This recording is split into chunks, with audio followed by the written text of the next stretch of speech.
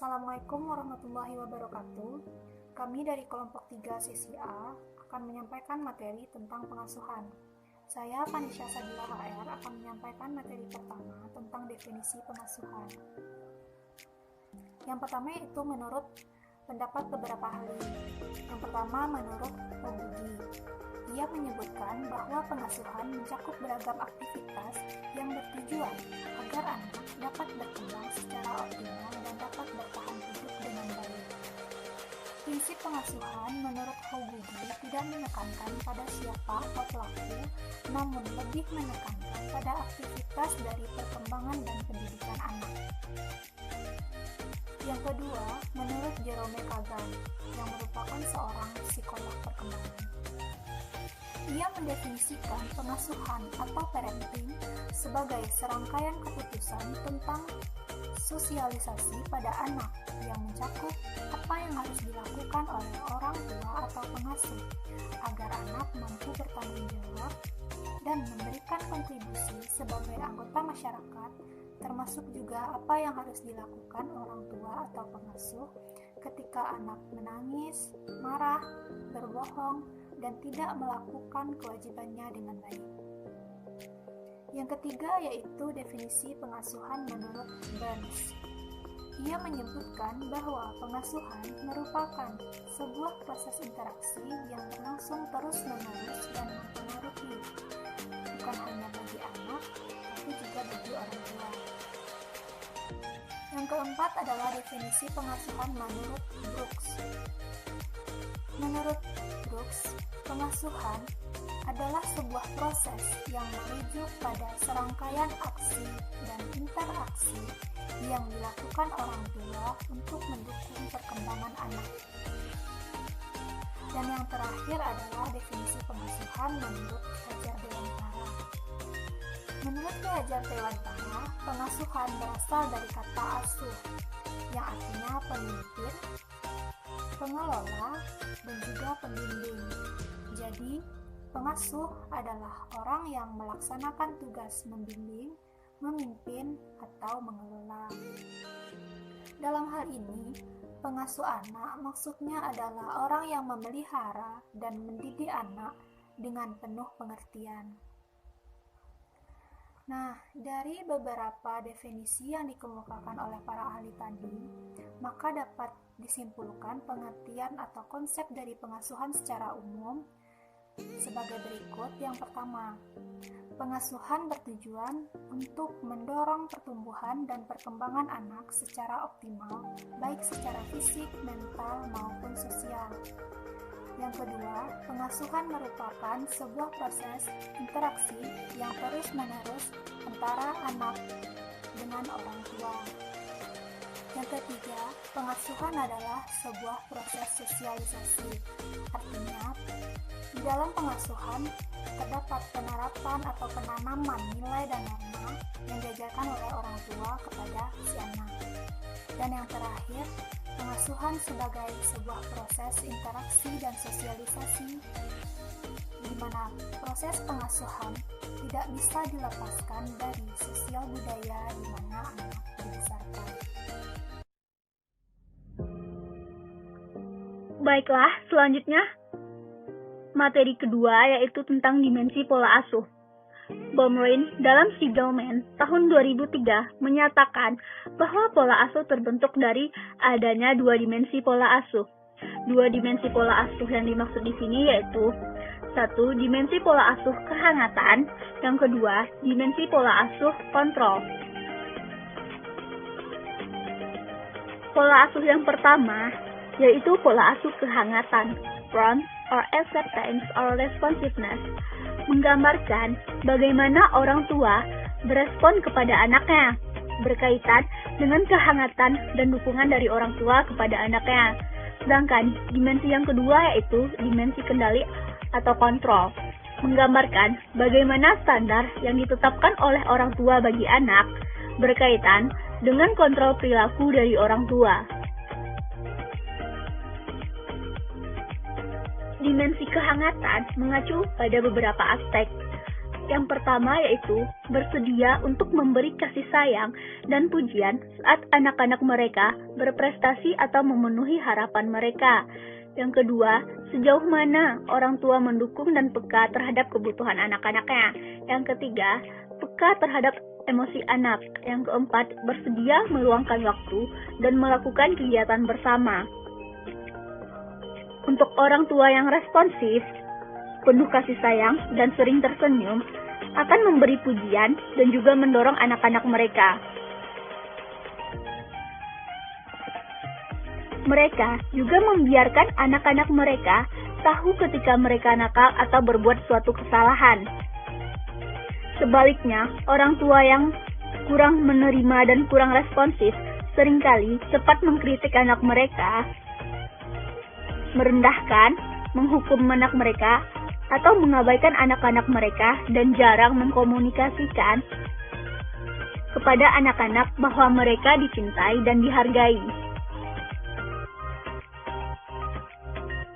Dimensi kontrol juga mengacu pada beberapa aspek, yaitu pembatasan, tuntutan, sikap ketat, campur tangan, dan kekuasaan sewenang-wenang. Untuk pembatasan, orang tua membatasi tingkah laku anak, menentukan hal-hal yang harus dilakukan oleh anak mereka, dan memberikan batasan terhadap hal-hal yang ingin dan akan dilakukan oleh anak. Tuntutan di sini yaitu agar anak memenuhi aturan, sikap, tingkah laku yang sesuai dengan standar yang berlaku yang telah ditentukan oleh orang tua mereka.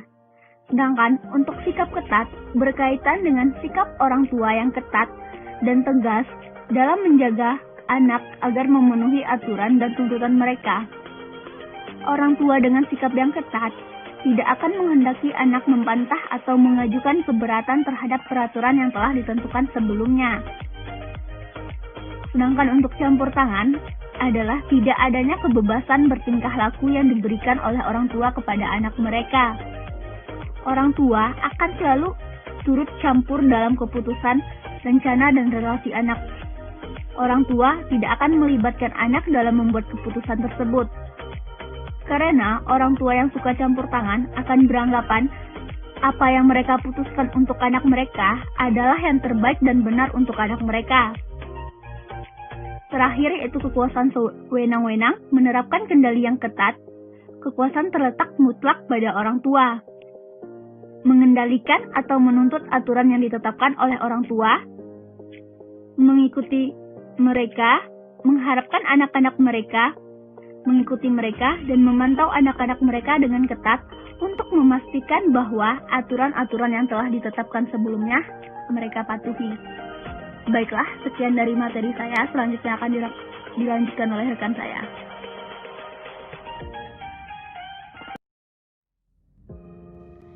Baiklah, saya Silva Salsabila akan menjelaskan tentang tipologi pengasuhan. Pada tahun 1989, Diana Baumrind mengatakan bahwa ada 4 bentuk tipe pengasuhan. Pertama, autoritarian. Kedua, autoritatif. Ketiga, neglectful. Yang keempat, indulgent.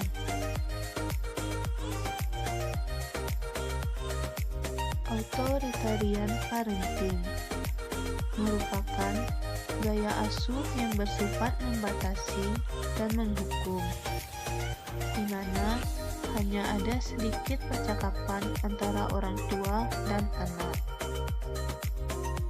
Orang tua yang authoritarian memerintahkan anak untuk mengikuti petunjuk mereka dan tidak mengizinkan anak berpendapat. Autoritatif parenting, gaya asuh positif yang mendorong anak untuk bebas tapi masih membatasi dan mengontrol tindakan mereka.